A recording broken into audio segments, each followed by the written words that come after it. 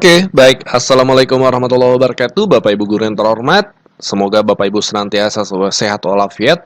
Kembali lagi di channelnya Para Guru Indonesia, tempat ngumpulnya rekan-rekan guru Indonesia. Nah, di video kali ini kita akan membahas satu komentar nih, ya, dari subscriber seperti ini. Dan ini menarik, Bapak Ibu. Pak Admin, sebelum Pilpres, Pak Prabowo menyampaikan, ya, pihak Pak Prabowo menyampaikan akan menambah gaji guru 2 juta. Nah, ada tidak update dari pihak Prabowo tentang hal ini setelah Pak Prabowo menang Pilpres? Ini menarik nih, ini menarik komentarnya. Jadi memang kan kita ketahui beberapa bulan yang lalu sebelum Pilpres lama ya, terkait video Pak Hasim selaku Dewan Pengarah di tim kampanye nasional juga ring 1 di Gerindra seperti itu, menyampaikan bahwa Prabowo akan menambah gaji guru 2 juta per bulan selama 13 bulan termasuk THR. Nah, setelah Pak Prabowo dinyatakan menang Pilpres dan KPU sudah menetapkan, begitupun di MK ya, sudah di final, kemarin sempat sengketa pemilu di sana, dan akhirnya adalah Pak Prabowo yang menang Pilpres, seperti itu. Nah, bagaimana dengan janji itu? Ada tidak keterangan terbaru dari pihak Prabowo terkait janji ini nih? Ya, perlu untuk kita bahas Bapak Ibu karena yang namanya janji kita harus kawal ya. Apalagi janji ini memang sangat pro untuk kesejahteraan guru. Nah, kami sudah berupaya menemukan informasi terbaru dan ternyata beberapa hari yang lalu, tepatnya di 3 Agustus Bapak Ibu ya, itu ada dialog nasional program makanan bergizi di mana salah satu pembicaranya adalah Pak Hasim Jojo Hadikusumo. Beliau juga yang mengeluarkan statement pernyataan beberapa bulan yang lalu menambah gaji guru 2 juta. Nah, dalam dialog ini Pak Hasim juga kembali membahas terkait salah satunya kondisi pendidikan saat ini di mana kondisi gaji guru yang kurang. Dan secara tertulis bisa juga kita lihat informasinya di kumparanbisnis.com ya. Soal janji Prabowo tambah gaji guru 2 juta disesuaikan dengan APBN. Ini dimuat 4 Agustus ya karena ini juga terkait apa yang disampaikan pada dialog ini. Nah, di sini keterangannya Pak Hasim seperti ini menyampaikan Bapak Ibu ya. Ini juga secara pelan-pelan kita akan tanggulangi. Tapi ini semua adalah kita sesuaikan dengan anggaran yang diatur pemerintah sekarang. Itu realita fiskal.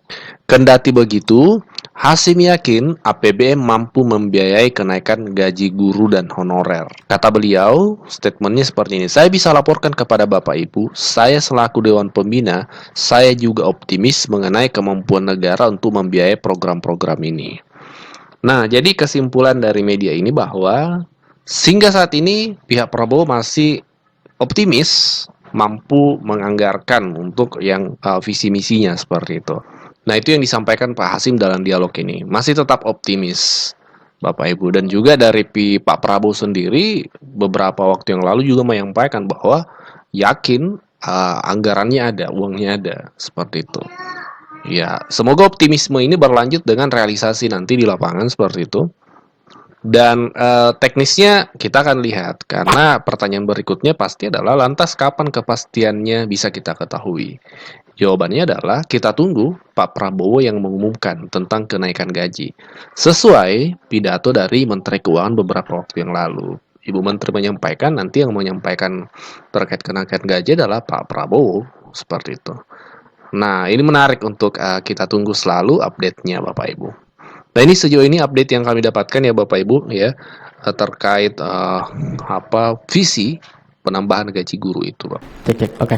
Mungkin soal ini Bu, kebijakan untuk gaji PNS Bu, apakah nanti bakal ada kenaikan di tahun 2025? Nanti juga Presiden terpilih akan menyampaikan, ya. Oh, nggak di tanggal 16 Agustus Bu sama Pak Jokowi? Kita nanti akan lihat di dalam APBN dan kesepakatan dari Presiden terpilih dengan Presiden saat ini. Itu ya. Terima kasih semuanya. Seperti diketahui bahwa RAPBN 2025 disusun oleh Presiden dan pemerintahan sekarang yang nanti akan dilaksanakan oleh pemerintah terpilih yaitu Presiden dan Wapres serta Kabinet terpilih.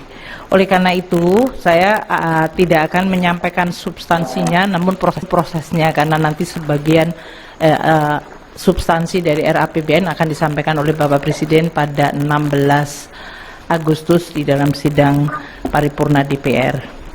Dari prosesnya, sesuai dengan pembahasan awal dengan Kabinet saat ini dan kemudian kita sampaikan di DPR, ini kita sudah mulai menyusun RAPBN 2025. Yang satu pertama adalah lingkungan ekonomi makro, baik dari sisi global dan nasional yang akan mempengaruhi berbagai asumsi untuk pelaksanaan APBN 2025 nanti.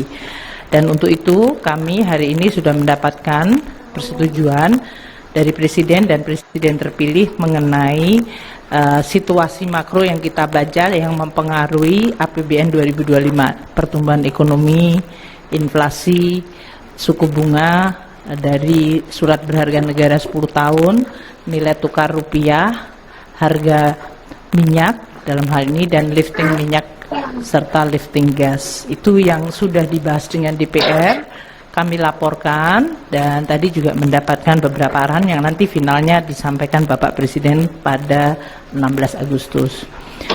Kedua, untuk postur APBN 2025 juga kami sudah laporkan kepada Presiden dan Presiden terpilih mengenai pembahasan awal dari DPR, ya, dalam hal ini melalui KEM PPKF, dan posturnya diperkirakan tidak akan mengalami deviasi banyak dari yang sudah dibahas dengan DPR, namun karena ini adalah menampung sesuai dengan arahan Bapak Presiden saat ini, yaitu Presiden Jokowi, bahwa APBN 2025 menampung program-program prioritas yang sudah disampaikan oleh pemerintahan Presiden terpilih.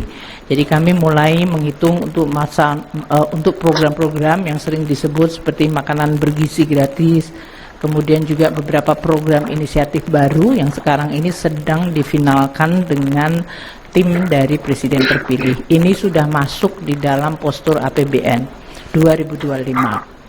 Untuk beberapa polisi-polisi khusus nanti akan disampaikan oleh Presiden Jokowi maupun Presiden terpilih pada saat beliau sudah memulai dari pemerintahan pada Oktober 2023. Jadi saya ingin sampaikan bahwa proses transisi ini berjalan sangat baik, komunikasi berjalan intens antara pemerintah sekarang dengan pemerintah Presiden terpilih dan Wapres terpilih, dan juga mengenai program-program detail juga sudah mulai kita tampung dan nanti akan dituliskan dalam nota keuangan.